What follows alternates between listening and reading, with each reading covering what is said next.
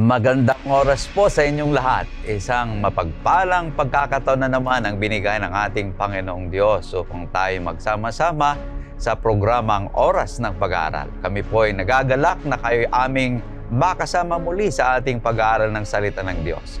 Binabati natin ang lahat ng ating mga tagapanood at tagapakinig dyan sa YouTube channel at sa Adventist World Radio Station 89.1 sa Luzon, sa Visayas at sa Mindanao. At mga taga-subaybay natin mula sa ibayong dagat na nanonood sa atin dyan sa West Central Pangasinan, sa Ninoy Aguilar Church, sa mga kapatid dyan natin sa Pasay Central Church. Magandang oras po sa inyong lahat. Sa programang ito ay sama-sama nating bubuksan ang salita ng ating Panginoong Diyos at pag-aralan ang mga mahalagang aral na makakatulong sa ating pananampalataya at pamumuhay. Ating hangarin na hindi lamang kaalaman, kundi mas malalim na pagkakilala sa ating Panginoon at higit na pag-ibig sa Kanyang mga pangako. At sa ating paglalakbay ng pag-aaral ngayong oras na ito, makakasama natin muli ang dalawang espesyal na panauhin na magbibigay sa atin at magbabahagi ng kanilang mga pananaw at paliwanag mula sa ating leksyon. Kasama natin muli ngayon si Pastor Marvin Diaz, ang Ministerial Secretary ng Northern Luzon Philippine Union Mission. Kumusta ka ngayon, Pastor? Mabuti, Pastor, at Pastor Ray, at sa mga kapatid at mga kaibigan na nanonood sa ating programa. At nais ko lang batiin ang mga kapatiran natin dyan sa Central Pampanga o 1st District. At idinaos nila yung kanilang family banquet in celebration with the family sa San Pedro Church, sa San Fernando, Northville, Mexico, Apalit, at sa mga pulutong dyan. At nais ko rin batiin si Brother Robert Reyes na nagbigay ng katuwaan doon sa affair, doon sa naganap na ating ginawang family banquet doon, Pastor Jules, Pastor Ray. At sana lahat po ng mga nanonood, sana man kayo dako sa mundo at napapanood, napapakinggan ito sa AWR, nawa ang ating pag-aaral magbigay ng kalaliman ng ating ugnayan sa ating Panginoong Jesus. Amen. At syempre, kasama din natin si Pastor Relino Urbi, ang Sabbath School at Personal Ministries Director ng Southern Luzon Philippine Union Mission. Kumusta ka ngayon, Pastor Ray? Magandang balita at magandang araw ng paglilingkod at pag-aaral sa salita ng Panginoon Diyos, mga kapatid. Binabati natin ang mga lahat ng mga nanonood dyan kung saan man kayo ay purihin ang Diyos, magpalain kayo. At gustong batiin ang mga kapatid natin dyan sa San Marino, Dasma, dito Cavite. At patuloy kayong masigasig na itinatayo ang bagong struktura o kapilya natin dyan, mga kapatid. Dyan din sa mga Sabbath School teachers sa LAA at sa Ballesteros, Cagayan, sa Cabaritan, mga nanonood dyan. At ganon din sa Centennial Anniversary ng Southern Luzon Mission ngayong linggong ito. Purihin ang Panginoon Diyos, maging pagpapala ang bawat isa sa atin, mga kapatid. Amen.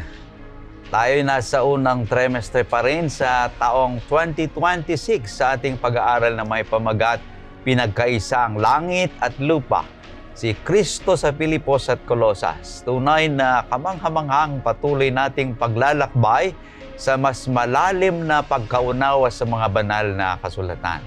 Ngayon, tayo'y maganda at sabay-sabay nating simulan ang ating pag-aaral ng leksyon. Nikayat ko kayong lahat na ilabas ang inyong mga Biblia at sumunod sa ating pagbubulay-bulay ng mga ginintuang salita ng ating Panginoong Diyos. At upang tayo'y gabayan ng Espiritu Santo, tayo po muna'y manalangin. Hilingin natin si Pastor Marvin na pangunahan tayo sa panalangin. Manalangin po tayo. Dakilang Diyos, muli pa kaming lalapit po sa inyo. At aming pong inilalapit ang aming pag-aaral ng aming leksyon. At sana ang banal na Espiritu ang siyang gumabay po sa aming pag-aaral. Magbigay po sa amin ito ng pagkaunawa sa aming lesson at maitanim sa aming puso at isipan at magkaroon po kami ng malalim na ugnayan sa aming Panginoong Hesus. Amen. Marami pong salamat sa pagdinig sa aming panalangin sa pangalan ni Jesus. Amen. Tayo po ay nasa pang-sampu na bahagi ng ating leksyon sa trimestreng ito. At meron pa tayong 3 na papag-aralan at matatapos na tayo sa unang trimestre ng taong 2026. Ang pamagat ng ating leksyon ngayon ay Ganap kay Kristo, Complete in Christ. Naway maging makabuluhan at mapagpalang ating pag-aaral habang ating sinusuri ang pang-10 na bahagi ng ating leksyon. At ang ating talatang sasauluhin ay matatagpuan sa Kolosas, Kapitulo 2, talatang 16 at 17. Kaya't ang sino man ay huwag humatol sa inyo tungkol sa pagkain o inumin, o tungkol sa kapistahan, o bagong buwan o mga araw ng Sabat, nang mga ito'y isang anino ng mga bagay na darating. Ngunit ang katawan ay kay Kristo. Kaibigan, natanong ka na ba kung bakit mo pinapangilin ang Sabat? May mga talata sa Biblia na madalas ginagamit bilang patunay laban dito. Ngunit kung babasahin natin ang konteksto, malinaw ng mga ito'y hindi isinulat laban sa ika-4 na utos. Ang babala ni Apostol Pablo ay laban sa mga maling aral, mga pilosopya, mga tradisyon ng tao, mga ritual ng Judaismo, mga regulasyon ng pagkain at maging ang pagsamba sa mga anghel, mga turong hindi ayon kay Kristo. At bagamat tila relihiyoso ang mga nagtuturo nito, nagkamali sila sa pagkaunawa sa Ebanghelyo. Bakit? Kanyangat sa ating pag-aaralan natin ngayon, ating tatalakayin kung bakit ang talatang iyon ay walang kinalalaman sa pangingilin ng ika-7 araw na Sabat. Kaya't may 3 tayong punto na mahalagang katotohanan na ating pag-aralan mula sa ating leksyon o pang ating masagot ang mga katanungan tungkol sa ating binanggit kanina. At ang 3 puntong ito ay nag-uumpisa lahat sa letter R. Una, rooted in Christ. Pangalawa, reconciled through the cross. At pangatlo, rejecting the shadows. Tayo'y mag-umpisa sa ating pag-aaral sa 3 puntong ito at ating tatanungin ang 2 panauhin natin, si Pastor Marvin at si Pastor Ray, tungkol sa ating pag-aaral sa 3 puntong ito. Ang una ay rooted in Christ. Pastor Marvin. Pastor Jules, Pastor Ray, at sa mga kapatid, mga kaibigan na nanonood at nakikinig, bago natin babaybayin yung ating outline, Pastor Jules, Pastor Ray, tignan mo natin ano bang konteksto ng chapter 2 para malaman natin kung ano ang pinag-usapan dito. Kasi nung nakaraan natin na lesson, pinag-usapan natin ay reconciliation and hope. So, we are reconciled already in Christ. At mayroon na rin pag-asa in Christ. Now, sa chapter 2, dito naman, ano yung hinaharap na problem of teaching ni Pablo? Now, sa chapter 2, ito ang problem doon. Verse 8. Anong sabi dyan? 2 verse 8. Yeah. Kayo'y mag-ingat, baka sa inyo'y may bumihag sa pamagitan ng pilosopya at walang kabuluhang pandaraya ayon sa tradisyon ng mga tao, ayon sa mga simulain ng sanlibutan at hindi ayon kay Kristo. So, maliwanag. Binigyan ng warning yung church ng Colossus. Sa English, sabi doon, beware. Di ba? Minsan, pag dumadang ka, doon, beware of dogs. baka kagating ka. Kasi ito, sinabi nito, beware, sabi niya, kasi may blending. May blending ng mga turo na hindi siya maganda. Pag isa-isahin natin doon, ang sabi doon, kaya sabi niya, beware, una doon, it will cheat you through philosophy. Dadayain ka sa kanilang pilosopya. Then, ang susunod doon, empty deceitfulness. Then, Raya. the tradition of men. Mhm. Tradition of men. Then, ang sabi pa doon, according to the basic principles of the word. Not Kay according to Christ. So, maganda eh. Kaya sabi niya, beware. Ito yung mga turo nila, pero ito ay hindi naayon kay Kristo. Kaya, anong hamon doon? Kaya, ito yung ating gagamitin na jumping board, na beware. Then, doon sa taas niya, doon sa verses 6 and 7, dito na inilagay yung outline natin. So, basahin po natin verse 6 and 7. Kaya't kung paanong tinanggap ninyo si Kristo Jesus na Panginoon, ay lumakad kayong gayon sa Kanya, na nakaugat at nakatayo sa Kanya at matibay sa pananampalataya, gaya ng tinuro sa inyo na sumasagana sa pasasalamat. Sabi ni Pablo, tinanggap nyo si Kristo. Pag tinanggap nyo si Kristo, anong mangyayari doon? Pansinin po yung teksto, sundan nyo po yung teksto. Ang sabi doon, walk in Him. Ibig sabihin nun, lumakad ka ayon sa turo ni Kristo. Ngayon, gumawa siya ng imagery ngayon. Ano yung imagery na ginawa ni Pablo? Planting. Doon sa verse 7, rooted. Nakaugat. Anong sabi doon sa rooted? Kinakailangan nakaugat. Bakit rooted? Pag titignan natin, yung rooted, yung halaman, o paano mo alam na yung halaman ay healthy? Nakaugat. Nakaugat. Ano ba yung purpose ng ugat? Nandiyan yung kakain siya ng nutrients para lalakas. Hindi lang yung nutrients, yung ugat niya, yung support para hindi siya matumba. Kaya ito, si Pablo ginamitan niya ng agricultural imagery. Na para sa ganun, magkaroon ng idea yung mga kapatid. Nasabi niya nun, kinakailangan, you will be rooted. The nutrients that you eat should be coming from the Bible. Doon ka lang marurot doon. Then another thing, hindi lang yon. Yung support para hindi ka matumba, it should be from the roots. Then, ang sunod pa doon, ang pangalawa na ginamit niya doon ay, ang sabi doon, build up. Ano naman build up ito? Marunong talaga si Pablo eh. Ginamit niya yung agricultural imagery. Yung sunod na ginamit niya ay architectural. Architectural yon. Ano yon? Di ba pag nagpatayo ka naman ng building. May foundation ka. Habang tumataas yung building, Lumalalim naman. dapat malalim yung kanyang foundation. Ang point ni Pablo dito, ang sabi niya, day to day, we need to grow. Hindi ka stagnant. Dapat lumalaki. Yung kagaya build up, sabi ni Pablo eh. Then, yung patlo na imagery ang kanyang ginamit dito, ay ang sabi doon ay establish in the faith. Saan niya ginamit itong anong imagery naman ito? Yung establish in the faith, ito ay the imagery is coming from the educational background. So, tingnan niyo yung process na ginawa ni Pablo. So, sabi dito, be rooted up, agriculture. You need nutrients. Nutrients. And then, build up.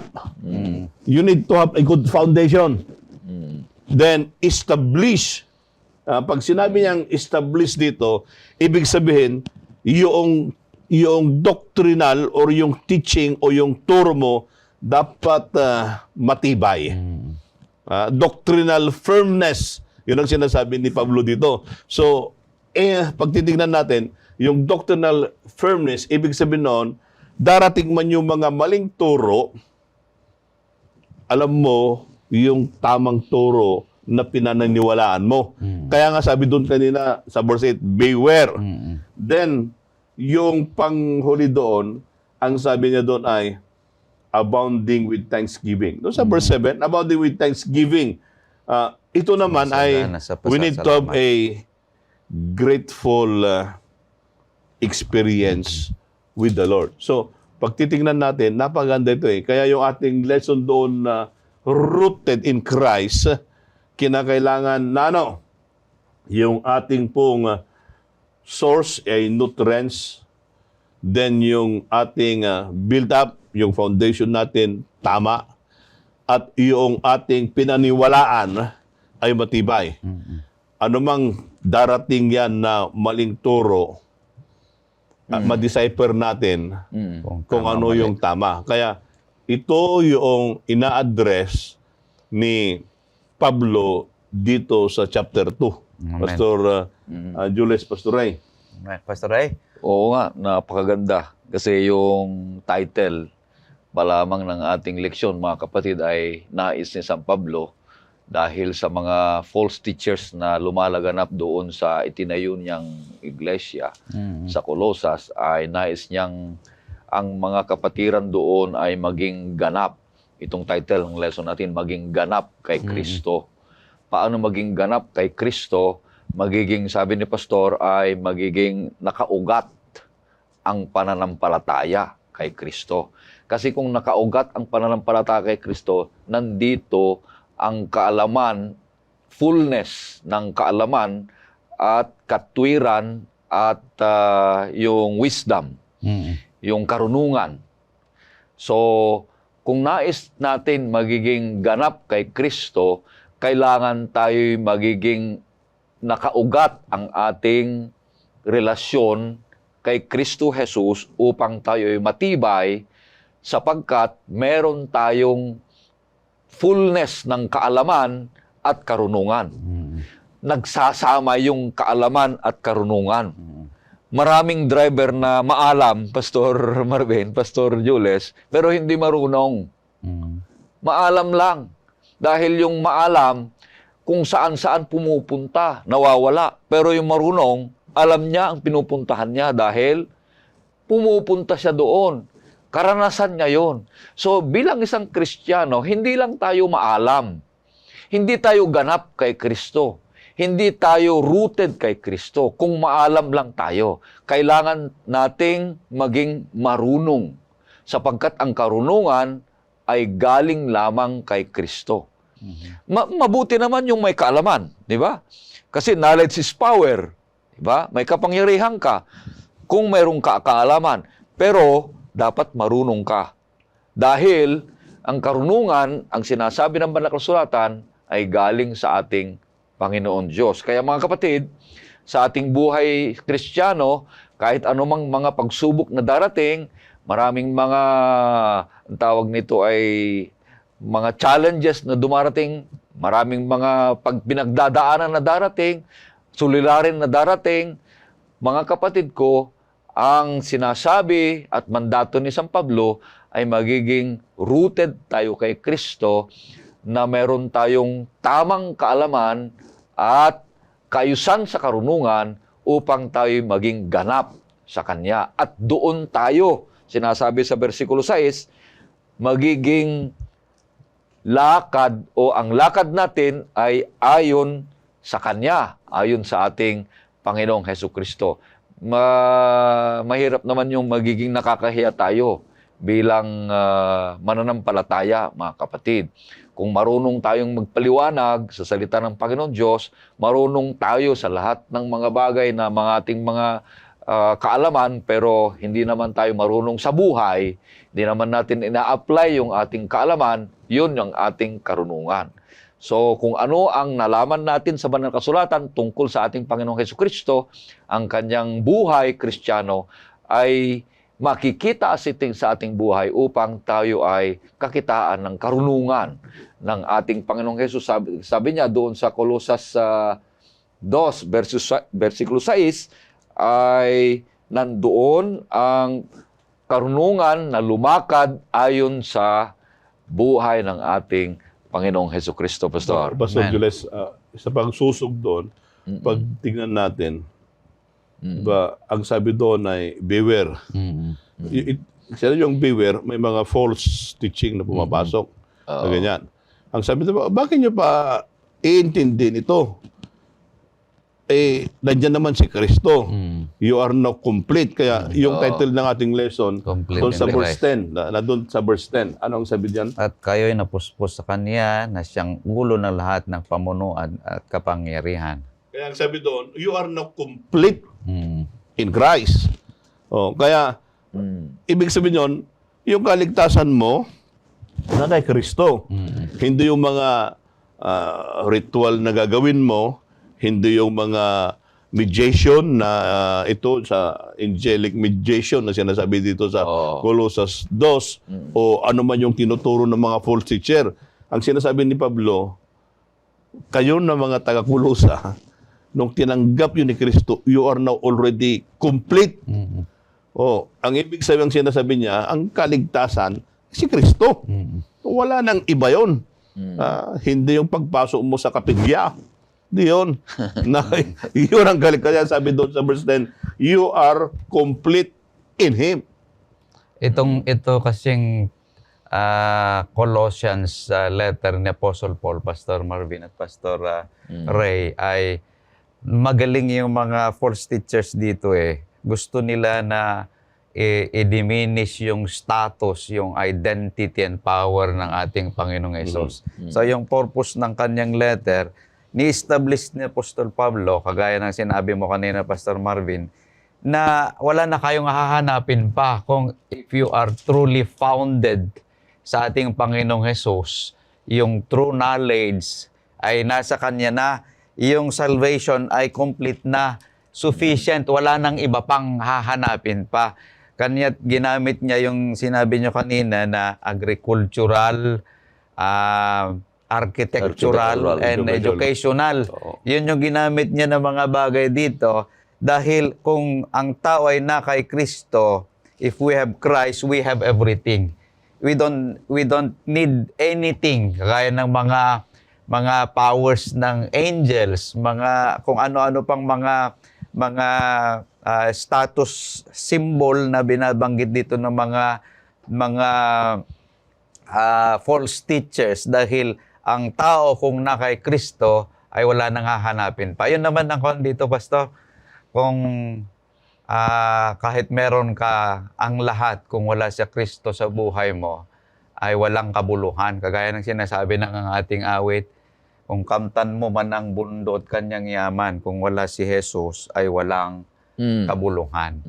So tayo tutungo na sa pangalawang punto ng ating leksyon. Napakaganda yung unang punto ng ating leksyon na ating napag-aralan. Ngayon ay tutungo naman tayo doon sa pangalawa na kung saan ito yung ginawa ng ating Panginoong Hesus at sa cross ng Kalbaryo. Reconciled through the cross. Ating muling mapapakinggan si Pastor Marvin at Pastor Ray. Pastor Marvin? Yung ating pangalawang na outline, Pastor Jules, ay medyo mahaba pa ito. Kaya kinakailangan doon po sa mga na kikinig, nanonood po ito, yung pong ginagawa po natin na pag-aaral dito ay textual exposition para magkaroon po tayo ng idea at tinitignan po natin yung context ng text. At tingnan po natin dito, yung pong reconcile to the cross. Ang ibig sabihin po niyan ay we need to live in victory. Kasi we are now complete in Christ. So the next thing is, through the cross, He reconciled everything. Then we need to live in victory. Now, babaybayan natin yung text sa Pastor Jules. Medyo mahaba-haba ito. Pero at least i-sign po natin. Merong ididin na 5 dito. Doon sa 11 hanggang 15 ng Colossus. Sa Kanya ay tinul rin kayo ng pagtutuling hindi gaya ng mga kamay sa pamagitan ng paghuhubad ng katawang laman sa pagtutuli ni Kristo. Nang ilibing kayong kasama niya sa bautismo, kayo rin ay muling binuhay na kasama niya sa pamagitan ng pananampalataya sa Kanyang kapangyarihan ng Diyos na muling bumuhay sa Kanya mula sa mga patay. At kayo'y mga patay dahil sa inyong mga kasalanan at sa di pagtutuli ng inyong laman, ay Kaniyang binuhay kayong kasama niya nang pinatawad niya sa inyo ang lahat ng mga kasalanan, na pinawi ang sulat kamay na laban sa atin na nasa mga tuntuning salungat sa atin, at ito'y Kanyang inalis at pinako sa krus. Inalisan niya ng sandatang mga pinuno at ang mga may kapangyarihan at sila'y ginawa niyang hayag sa madla na nagtatagumpay sa kanya sa pamagitan nito. Pastor Jules, Pastor Ray, minsan yung binabato sa atin ay nandun sa verse 14, 15, 16. Ito yung usual. Pero ang tingnan natin sa ibang approach itong tekstong ito. Now, paano ang sabi doon, if we are already reconciled through the cross and we live now in victory, mayroong 5 dito doon sa binasa na teksto. Every verse, mayroon pong pinupoint out ni Pablo doon. Una, tignan po natin ang una doon sa verse 11. Ang sabi po doon ay, in Him you were also circumcised with the circumcision made without hands. Ibig sabihin noon, there is the spiritual circumcision. Hindi yung physical circumcision ang sinasabi. Kasi yung false teacher ang sinasabi, pag hindi ka, pagsumot ka pa. Ganon. Pagsumot ka pa, hindi ka ililigtas. Para bang ganon. Pero hindi yun yung point na sinasabi ni Pablo. Yung circumcision na sinasabi dito is the inner transformation. Then, hindi lang yon. Another thing ay, doon po sa verse 12, ang sabi doon, buried with Him in baptism, in which you were already raised up with Him. Ang sinasabi dito, ang sinasabi dito, you have now a new life in Christ. Once you are reconciled, kasi doon sa ating outline, once you are now reconciled through the cross, you have new life. Meron kang bagong buhay. Yun ang sinasabi nito. Then, ang sunod doon na titignan po natin, ang sabi doon, verse 13, and you were being dead in your trespass. Patay ka na doon sa trespasses, sa mga kasalanan mo. Ang ibig sabihin doon, pinatawad na tayo. We have now complete pardon in Jesus Christ. Bakit kapag gagamit ng mediation, napupunta ka doon sa maliit na kwarto at sabihin mo, ito yung aking mga kasalanan, wala na yon. Kaya sabi doon, you are already complete. You are pardoned in Jesus Christ. Kaya sabi doon, there is the forgiveness. Nandun na yung kapatawaran ng kasalanan na kay Kristo. You receive already that one. That's why you are already reconciled. Kaya nga doon, reconciled through the cross. Napatawad ka na. Then, ang sunod po doon ay doon sa verse 14. Ito yung binabato sa atin palagi. Ang sabi doon, having wiped out the handwritings of requirements that was against you. Ang ibig sabihin yun ay, yung aking kasalanan, pinatawad na nga ako dun sa una kanina. Kayong cancel na yun. Di ba? Cancel na yun. Kunyari, maganda nga umutang ka. Pagkatapos mong umutang, 100,000, sasabihin mo yung utangan mo, hayaan mo na yun, kanselado na yun. Yun yung ginawa ni Kristo. Yung utang ko sana na babayaran, yung penalty pa, yung interest, yung inutang ko sana, pero sabi ni Kristo, no, I already reconciled that in the cross. Yung complete, nandyan na. Yan. Then ang panglima, doon sa verse 15. Having disarmed principalities and power. Ang ibig sabihin nun, yung victory, there is the cosmic. Tama ba yung term ko doon? May cosmic victory. Na ibig sabihin nun ay yung mga principalities dyan na sinasabi, ito yung mga hindi nakikita and so on. Ibig sabihin nito, if Christ has reconciled us in the cross, even yung cosmic victory, yun ay ating mararanasan. Kaya napagaganda yan Ang una lang nun na para itong 5 ito, ang gagawin lang natin, we need to have a union with Christ. Ang ibig sabihin nun, we should be connected with Him. Pag na-connect ka sa Kanya, then mayroong doon sa ating lesson, meron yung tinatawag na spiritual ecology. Meron yung ecology, yung meron mo yan. May spiritual ecology. Yung cycle. Ano ba yung spiritual ecology? Healthy roots. should come from the study of the Word of God. Do we have union in Jesus Christ? Then we need to have the spiritual ecology. Ibig sabihin nun, maging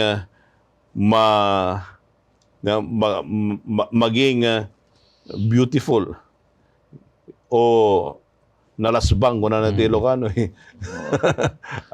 Yung ating pananampalataya, dapat mayabong pala yun. Mayabong yung ating pananampalataya. Mabunga. Doon sa... Bakit? The spiritual ecology ay nandoon yun. Kaya sinasabi ni Pablo dito, I reconciled already with you in the cross. So live what Christ has done. Oo. Napakaganda Pastor itong pangalawang punto, Pastor Jules, Pastor Marvin, sapagkat yung pangalawang punto, sinasabi niya, reconciled through the cross. Ang tinutukoy dito, yung ginawa ni Kristo sa pagtubos para tayo ay manumbalik sa Kanya mismo. Bakit? Lumayo tayo, mga kapatid, dahil tayo nagkasala. Ngayon, dahil sa pagmamahal ng Diyos, narito si Kristo na siya ang handog para tayo ay manumbalik sa Kanya. Dahil nagkasala nga tayo, tuloy-tuloy tayo sa kasalanan at tuloy-tuloy tayo sa impyerno o sa kapahamakan, mga kapatid. Ngayon, mapapanumbalik lang tayo sa Panginoon Diyos sa pamagitan sa buhay ni Kristo Jesus. Tutubusin tayo dahil nawala nga tayo, mapanumbalik tayo sa Kanya sa pamagitan ng Kanyang kamatayan sa cross. Yung kamatayan niya, inihain niya ang Kanyang buhay, inihandog niya ang Kanyang buhay, na hindi na sa paghahandog na sinasabi dito na laban sa atin. Na sinasabi niya sa verse 14, yung binasa ni Pastor, na ito'y laban sa atin. Sapagkat yung mga false teachers dito, yung background yung sinasabi, mga kapatid, ay itinuturo pa rin nila yung dating pamamaraan ng pagtubos sa pamagitan ng paghandog ng mga kung ano-anong mga handog na tinuturo ng mga false teachers na ito na mga Hudyo din, mga kapatid, na itinuturo nila sa bagong iglesia ng Colosas.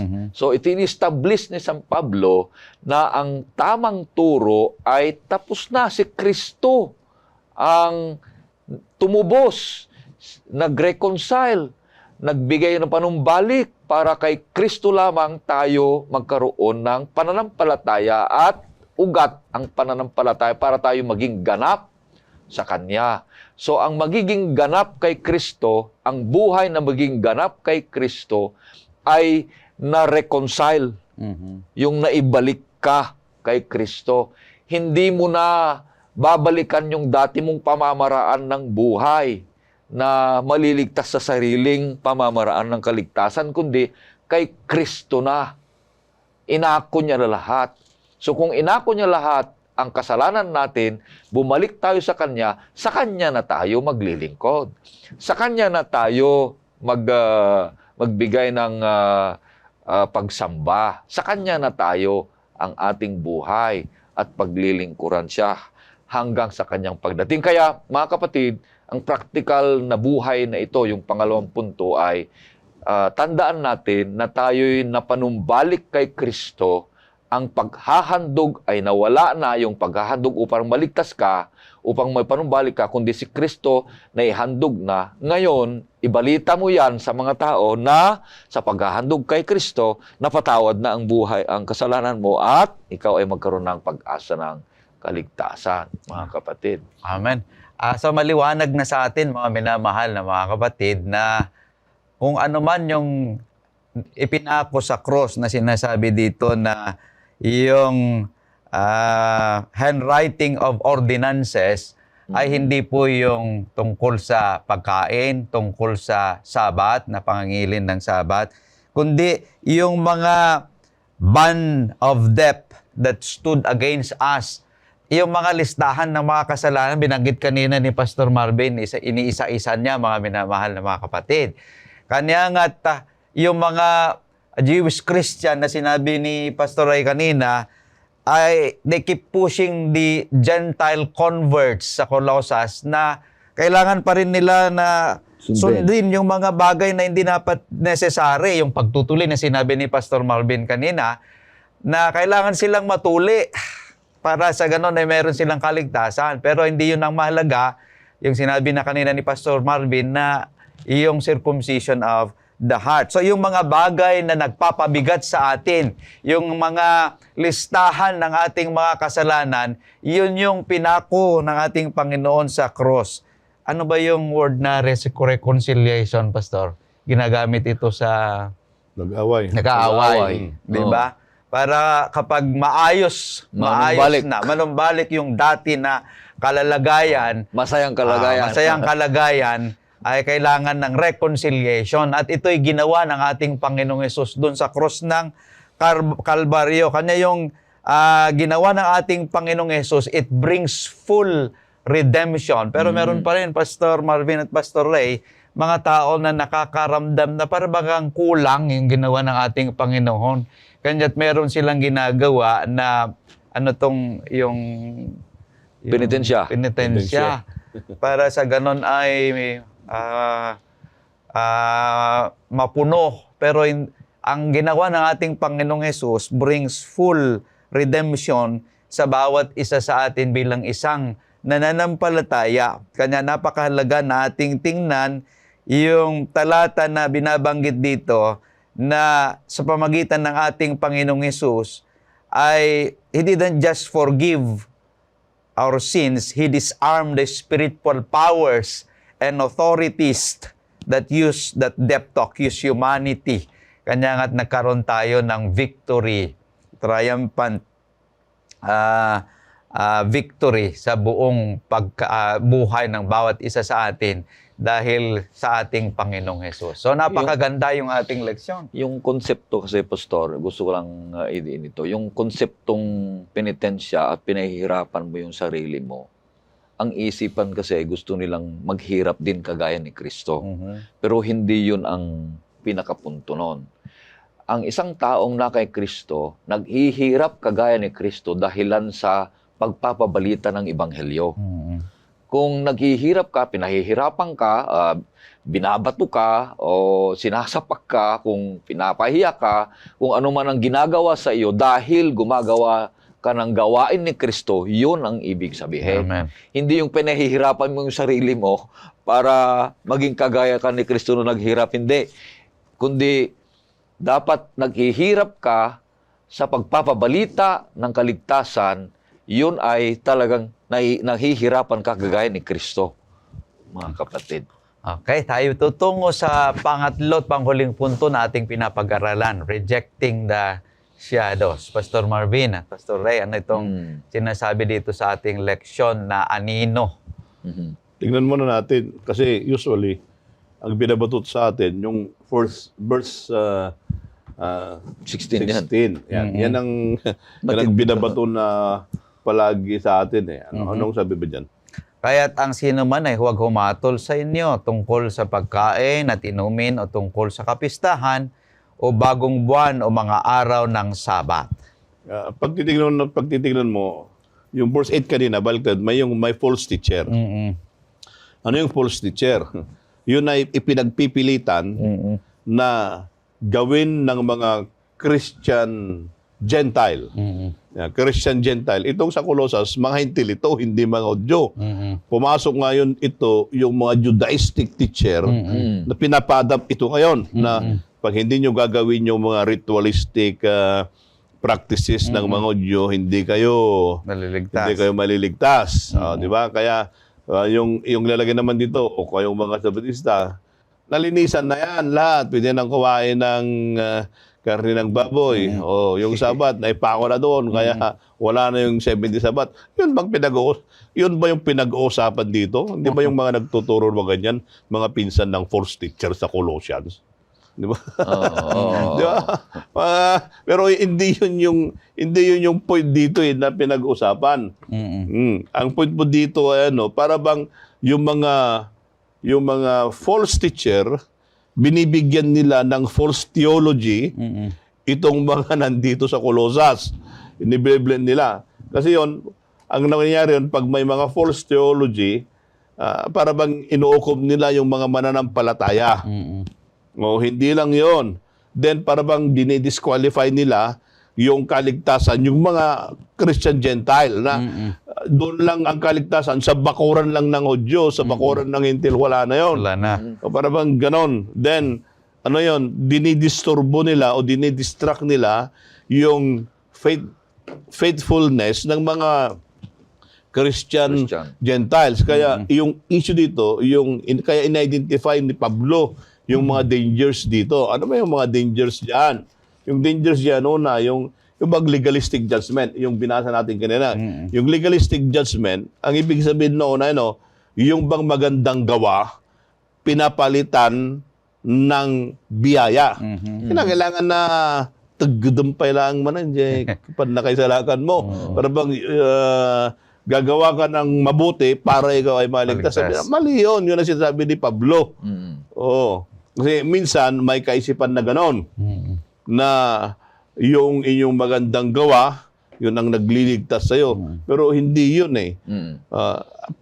Biyaya pa rin ang nagliligtas. Yung magandang gawa mo yun ay bunga doon sa iyong spiritual ecology.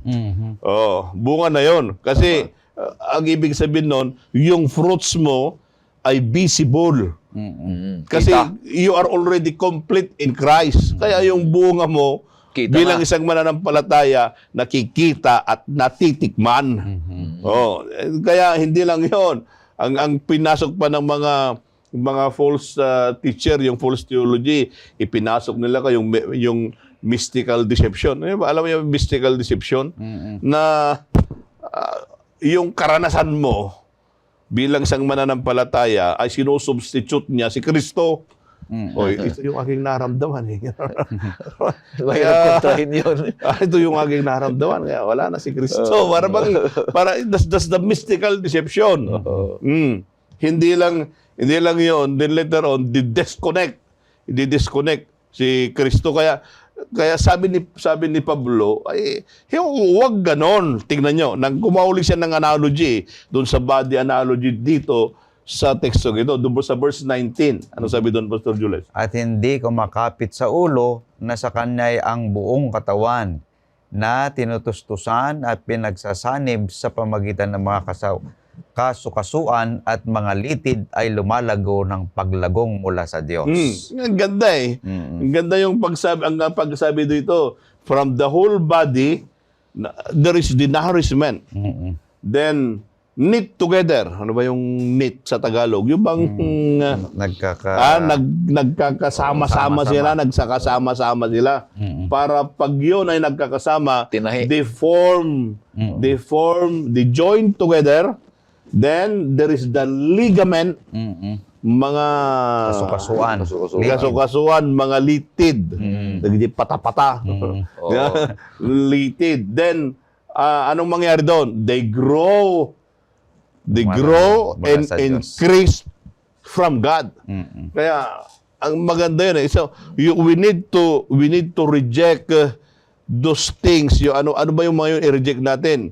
Yung mga turo na hindi naayon sa Biblia, kasi yun ang nagbibigay sa atin ng pagkabunsay. Hindi lumago. Ibig sabihin nun, hindi ka lalago sa pananampalataya.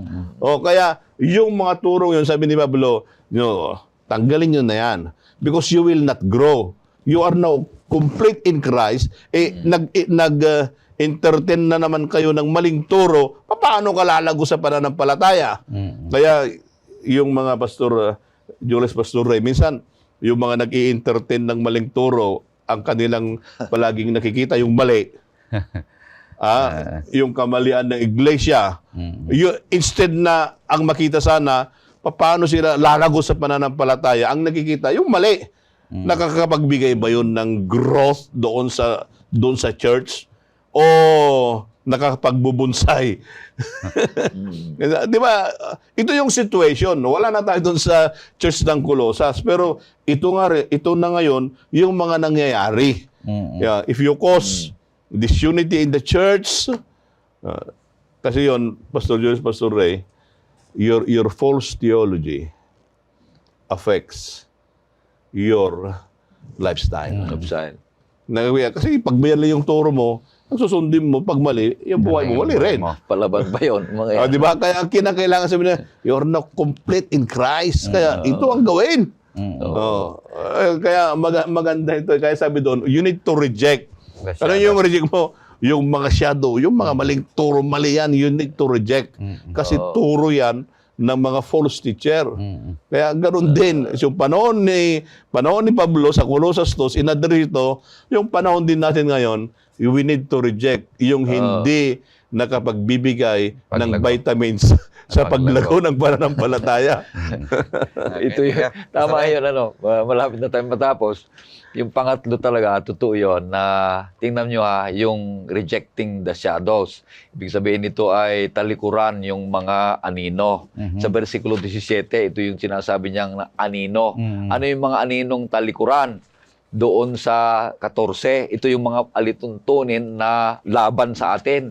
Ano yung nasaan yun? So itong ibig sabihin nito mga kapatid ay ito yung mga batas ng mga paghahandog o ginagawa nila na kumakatawan kay Kristo sa kanyang pagdating. Dahil itong mga handog na ito ay yun yung pangamamaraan para mapalapit sila Panginoon Diyos, mapatawad sila bago pa darating si Kristo. Pero ito yung mga itinuturo, yung mga anino lahat ni Kristo. Kaya nung pagdating na ni Kristo, sinabi dito, nandun na si Kristo. Siya na ang kumakatawan sa lahat ng mga yan. Kaya kailangang talikuran na yan. Dahil anino yung mga yan? Nandito na yung, anong tawag dito, yung kumakatawan. Yung anino lang yan, yung mga yan, yung mga shadow, yung mga turo na yan. Kaya nandito na si Kristo, kaya talikuran nyo na yan, sabi ni San Pablo. Ano yung mga yon, mga kapatid? Kung basahin natin doon sa Deuteronomy 31, 24 to 26, ito yung mga batas na mga handog na ibinigay ng Panginoong Diyos kay Moses na isusulat niya saan? Sa aklat. Dalawa ang ibinigay ng Panginoon Diyos kay Moses na isusulat niya doon sa aklat. Pero isa, sinulat ng Panginoon Diyos sa kanyang daliri yung batas o kaya yung law, yung kaya yung 10 utos. Yun yon mga kapatid. Pero yung batas na nasusulat dito sa pangalan nito, sa aklat, mga kapatid, ito yung mga batas na paghandog, mga kapatid, na kumakatawan lahat kay Kristo Jesus. Ano pa yung isa doon? Yung basahin mo, Pastor, ito yung mga ginagawa nila tungkol sa pagkain at inumin sa bilang 9:11 na pinagawa ng Panginoon Diyos 9 verse sa mga 11. Israelita, 9:11. Ang pagkain at sa mga paghahandog nandyan. Sa 14 na araw ng 12 buwan, sa paglubog ng araw ay kanilang ipapangilin, kanilang kakainin ito kasama ng mga tinapay na walang pampalsa at mga gulay na mapait. Yun. Pinapakain pa rin yung mga false teachers ang mga ito sa mga bagong mga kapatid doon sa Colossus. Nagagalit na si San Pablo dahil ginagawa pa rin nila iyon. Kaya tama na yan, huwag na yan, sabi. Kasi kumakain ka pa ng mga mapapait, kumakain ka pa ng mga walang libadura para alalahanin mo yung pagliligtas ng Panginoong Diyos doon. Pero hindi na yon, mga kapatid, kundi nandyan na si Kristo. Lahat yan ay kumakatawan kay Kristo Jesus. Ano yung sabat na sinasabi dito, mga kapatid? May 3 sabat, Pastor, ano? Ang unang sabat na sinasabi, napapahinga dito ay yung your Sabat. Ito'y matatagpuan sa Leviticus 23, 27 at saka 32. Yun yung inyong pangilin yan. Ang pangalawang pangilin na sinasabi dito ay doon sa Leviticus 25, 1 hanggang 4. Yan ang kanyang pangilin naman yung isa. At yung pangatlo na sinasabi dito na Sabat, na ito yung eternal na Sabat, Pastor, na hanggang sa Isaias ay sa Exodus 20, versikulo 10. Gusto nang basahin yon dahil wala na tayong oras. Exodus 20, versikulo 10, at saka Ezekiel 20:20, at saka Hebrews 4, 9 hanggang 11. Ito yung sinasabi niya na may Sabat. Ito yung akin. Ito yung kumakatawan doon sa lingguhang araw ng pangilin, araw ng Sabat. So yung unang Sabat na sinasabi diyan, yung kanya. Mm. Oh, tapos sa inyo, yung kanya, yung lupa. Yung sa inyo, kayo. Yung sa akin, yun yung pang-pitong araw ng Sabat na pangilin, mga kapatid. Ito yung nagpapatuloy. Pero yung dalawa, yun na yung huminto. Ano, Pastor Joles? Na yan ay rejecting the shadows ng mga anino na Amen. kumakatawan lahat kay Kristo. Maraming salamat. Okay, napakaganda yung ating pag-aaral. So, sa kabuuan ay ating makikita dito sa punto na pangatlo ay let us identify our shadows. At we may not struggle doon sa buhay ng mga taga-Colossus noon na sinasabi kanina ni Pastor Diaz. Wala na tayo doon, di ba, Pastor Oo. Ray? Pero kung minsan, we create our own man-made shadows. Say for example, sinasabi natin, I am more holy because I choose my fasting. food. My food. May Yung pagkain ko. dietary food ko ay I am a vegetarian. Kanya, mas holy ako sa iyo. Iyon pa rin yung nangyayari ngayon, mga minamahal na mga kapatid. Ano? Kanya ating titingnan na tayo lamang, mga minamahal, ay lumalago if we check our connection to the body. Na ang body na ito ay yung church. At sinasabi na Apostol Pablo, lumalago lamang ang katawan, yung ligaments, yung joints, kapag they are stay active as believers, stay active in the church.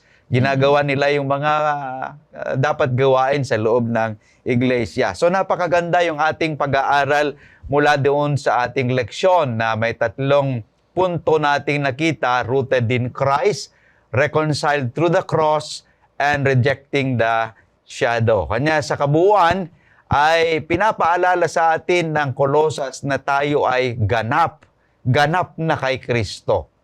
Sa Kanya tayo nakaugat at sa Kanya nagmumula ang tunay na karunungan at buhay. Sa pamagitan ng cross, tayo ay lubos na pinatawad at pinagkasundo sa Diyos. At kay Kristo rin tayo tinawag na mamuhay, hindi sa anino ng legalismo, kundi sa kapuspusan ng Kanyang biyaya at katotohanan. Kaibigan, suriin natin ang ating pananampalataya. Nakaugat ba ito kay Kristo o sa mga tradisyon at tuntunin ng tao? Pumili tayong manatiling mahigpit na nakakapit kay Jesus sapagkat sa Kanya lamang tayo tunay na buo at ganap. Kaibigan, mula sa kaubuan ng ating makabuluhang pag-aaral, pinapaalala sa atin ng salita ng Diyos ng tunay na pagkakasundo at pag-asa ay matatagpuan lamang kay Jesucristo. Sa Kanya tayo niligtas mula sa ating makasalanang nakaraan. Tinawag na manatiling matatag sa pananampalataya at binigyan ng pribilehiyong makibahagi sa pagpapahayag na walang hanggang plano ng Diyos. Ang pagkakasundong ito ay hindi lamang nagbabago ng ating kalagayan, kundi nagbibigay rin ng matibay na pag-asa para sa hinaharap. Maraming salamat po sa ating mga panauhin na sina Pastor Marvin at Pastor Ray sa kanilang pagbabahagi ng kaalaman at inspirasyon mula sa ating leksyon. Tunay na napakayaman ang ating naging pag-aaral ngayong oras na ito. Gayon din, kami po ay taos-pusong nagpapasalamat sa lahat ng nakibahagi at nakinig sa atin sa oras ng pag-aaral. Naway ang mga aral na ating natutunan ay maging gabay sa ating pang-araw-araw na buhay, magpalalim sa ating pananampalataya, at magbigay ng pag-asa sa ating lahat. Tayo po muna ay makinig ng isang tanging bilang, pagkatapos ay lingin natin si Pastor Ray na pangunahan tayo sa ating panalangin.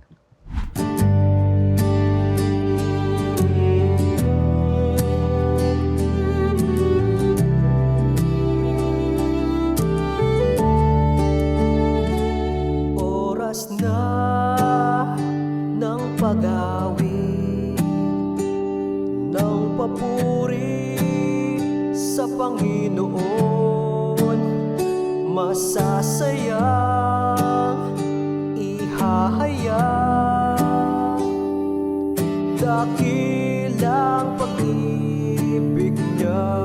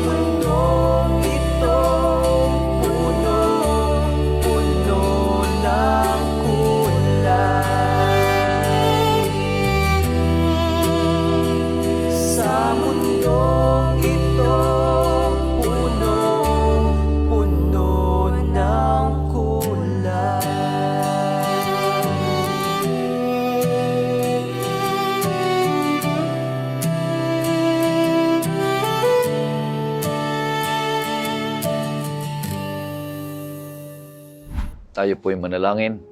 O Panginoon Diyos, sama naming banal, kapuspusan ng kaalaman at karunungan. Narito ang bawat isa sa amin, Panginoon Diyos. Nilalatag namin ang aming buhay, ang aming diwa at lahat sa inyo, na po ay sa pamagitan ng kapangyarihan at ministeryo ng Banal na Espiritu, maging ganap ang aming buhay, maging ganap ang aming pagkilos, pananalita at magbigay kapurihan sa iyong banal na pangalan. Tulungan niyo kami, Panginoon Diyos, na maganap namin at kakitaan kami ng buhay at katangian ng aming Panginoong Hesus. Nawa po sa kanyang pagdating, may handa kami ngayon pa lamang sa kanyang pagdating at iuwi kami sa langit na bayan. Ito hiling namin sa pangalan ni Hesus. Amen. Amen.